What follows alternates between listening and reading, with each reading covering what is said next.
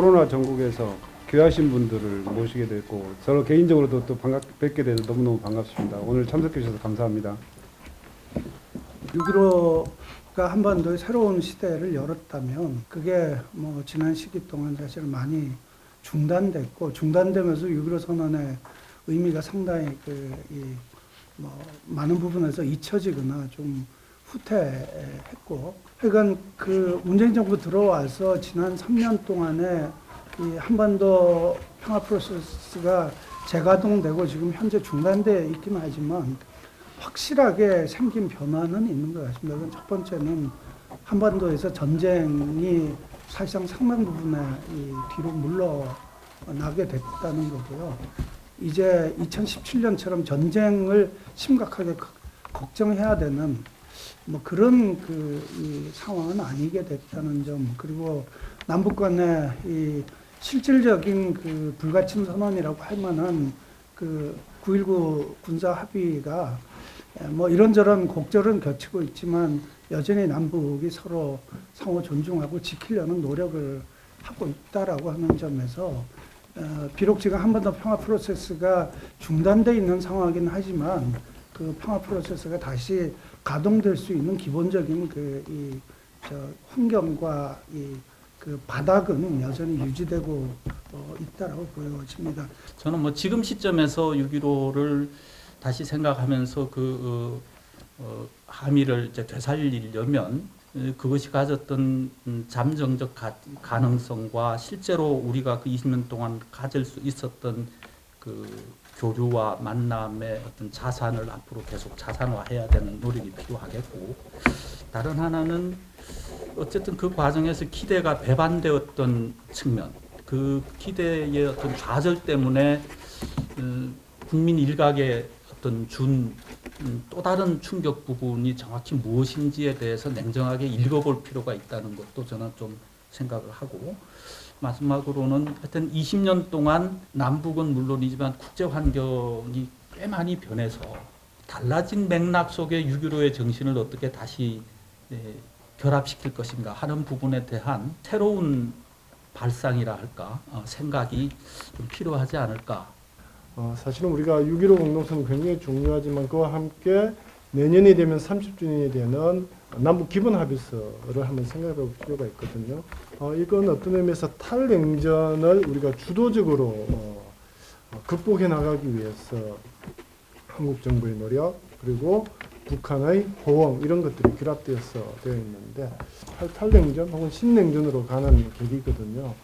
그런 의미에서 국제적인 제약이 굉장히 커지는 시기이고, 그렇기 때문에 더 높은 우리의 노력이 필요한 부분 같습니다. 역시 남북관계 개선에 대한 국제사회의 견제라고 하는 측면도 우리가 간과해서는 안 되겠습니다. 이렇게 뭐 국제사회 견제다 이러면 약간 음모론적으로 우리가 보기도 하는데, 실질적으로 분단이라고 하는 상황을 우리 국제사회의 강대국들이 강요한 측면도 있잖아요. 그런 의미에서 분단을 극복해내려면 우리의 주체적인 힘이 더 강해야 되는데, 과연 이 탈냉전이나 탈탈냉전 시기에 국제사회가 정말 우리가 원하는 대로 해줄 거냐, 그런 부분에서 이 지난 시기의 전진과 후퇴를 좀 바라보자. 많은 합의에도 불구하고 성과를 내지 못하는 것은 합의가 마지막 종점인 양상이 많았습니다. 만나는 것도 이젠 중요하지만 만난 다음에 무엇을 할 것인가에 대해서는 양쪽 다 별로 구체적인 생각이 없었고요. 이유는 딱 하나입니다. 서로를 같은 격으로 보지 않습니다. 우리는 북에 우리가 더 위에 있다고 생각하고, 북은 북 나름대로 그쪽이 우리보다 더 위에 있다고 생각하는데, 평화적인 접근을 하려면 서로 상대를 같은 격으로 봐줘야 다음 행보가 가능한데, 아직 우리는 남과 북의 많은 구성원들이 화해할 만남조차 못 가졌기 때문에 정상끼리 만난 그거 하나의 의미 갖고 전체의 화해를 만들어내기가 참 어려웠죠. 남북관계에 우리 역할도 중요하지만 또 북한도 굉장히 이렇게 중요한 한 축이기 때문에 북한을 제대로 바라보는 것도 좀 중요한 문제라고 보고요. 김정은 시대의 북한을 어떻게 보시는지 우선 김영수 교수님께서 한 말씀 해주시죠. 그러니까 북한 체제를 유지하는 두 기둥은 지도자를 중심으로 한 수령 중심 체제와 폐쇄성이거든요.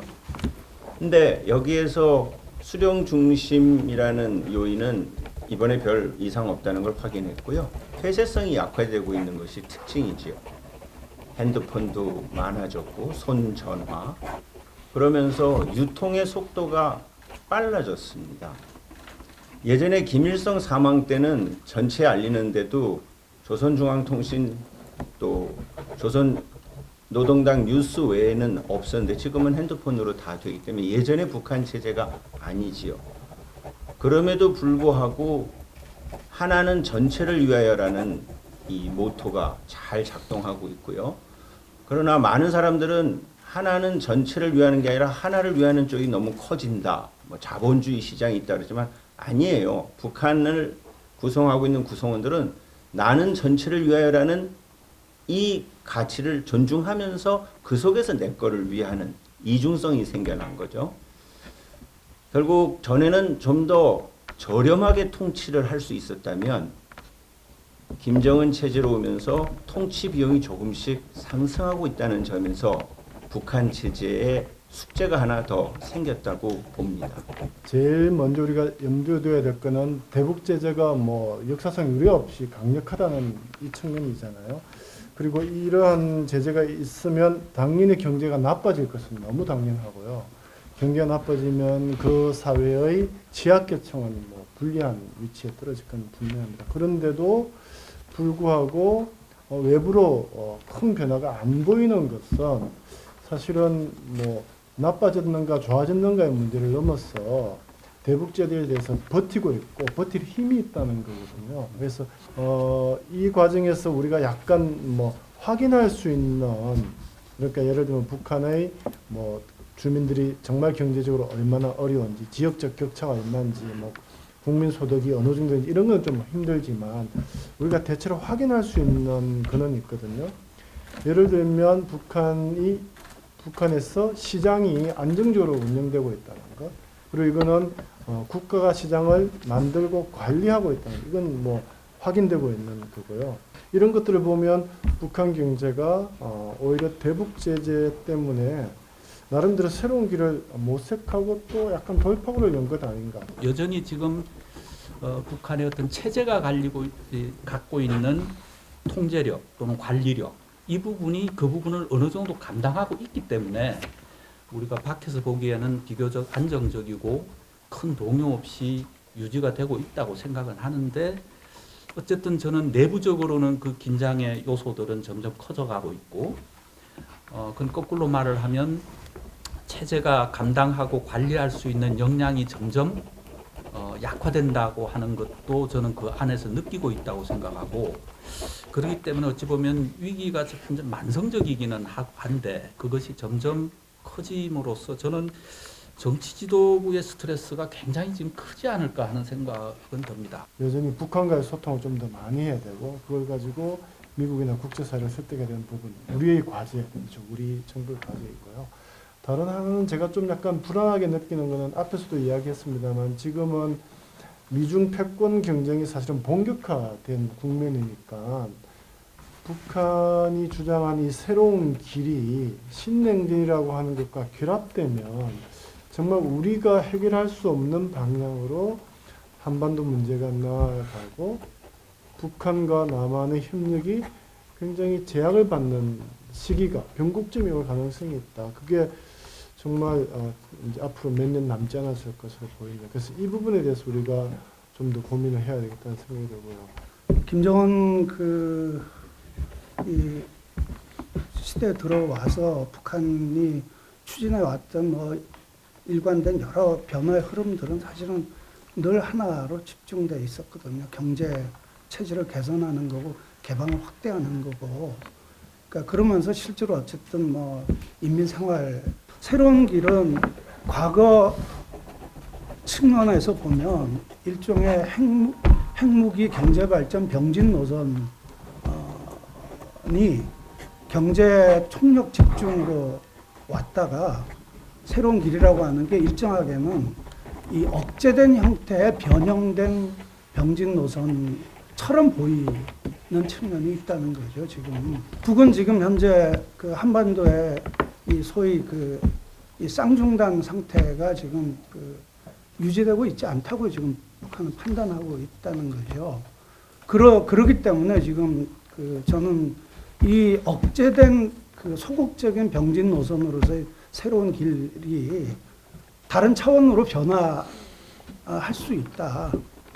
저는 그런 점에서 원래 하반기가 꽤 여러 가지로 좀 한반도에서는 굉장히 중요한 고비가 될 가능성이 크다라고 보는 거고. 결국 남북이 공유할 수 있는 한반도 장기 발전 비전 같은 것에 대한 공통 분모가 존재해야 하는 거죠. 그러니까 북도 예컨대 자력갱생이 미래가 아니고 남북의 공동의 한반도 미래의 발전 전략이 장기 비전이 될 수 있어야 하고 우리도 그게 장기 비전으로 연결될 수 있어야 하는데 저는 이제 그 부분이 아까 박사님 말씀하셨듯이 남북기본 합의서로부터 쭉 연결되는 어떤 틀 속에 많이 담겨 있다고는 보는데 어쨌든 그런 부분이 저는 길게 보면 한반도 평화 프로세스가 그 큰 한반도의 공유 가능한 발전 전략이라고 하는 틀 속에 위치 지어져야 한다.